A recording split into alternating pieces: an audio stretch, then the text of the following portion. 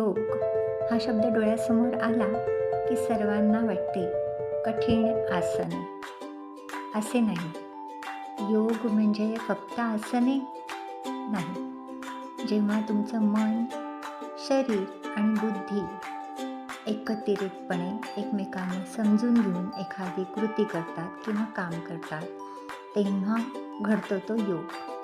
हा योग आपल्याला आपल्या मानसिक, शारीरिक आणि सामाजिक स्तरावर उच्च स्थितीला घेऊन जातो आणि म्हणून योग महत्त्वाचा.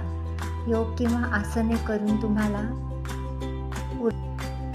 पातंजल सूत्रमध्ये योगाचे, अष्टांग योगाचे 8 अंग दिलेले आहेत. त्यात पहिले 2 आहेत ते यम आणि नियम, आणि हे फार महत्त्वाचे आहे.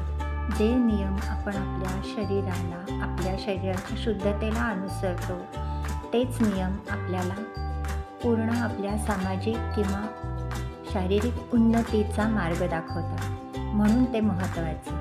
आणि तसेच यम, जे सामाजिक आपली वागणूक चांगली ठेवतात, त्याचं महत्त्व आपल्याला पदोपदी कळतं. म्हणून यम आणि नियम हे अष्टांग योगातले पहिले 2 अंग फार महत्त्वाचे.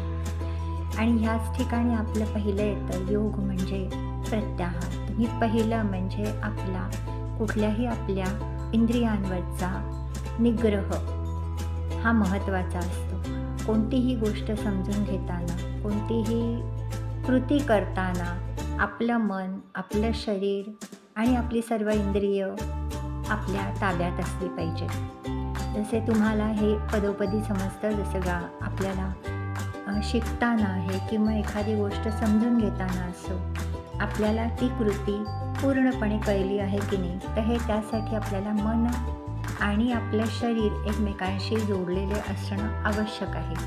आणि बुद्धी तर पातंजल सूत्रमध्ये योगाचे, अष्टांग योगाचे 8 अंग दिलेले आहेत. त्यात पहिले 2 आहेत ते यम आणि नियम, आणि हे फार महत्त्वाचे आहे. जे नियम आपण आपल्या शरीराच्या शुद्धतेला अनुसरतो, तेच नियम आपल्याला पूर्ण आपल्या सामाजिक किंवा शारीरिक उन्नतीचा मार्ग दाखवतात, म्हणून ते महत्त्वाचे. आणि तसेच यम, जे सामाजिक आपली वागणूक चांगली ठेवतात, त्याचं महत्त्व आपल्याला पदोपदी कळतं.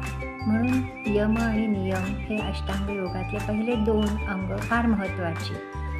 आणि ह्याच ठिकाणी आपलं पहिलं येतं योग म्हणजे प्रत्याहार. तुम्ही पहिलं म्हणजे कुठल्याही आपल्या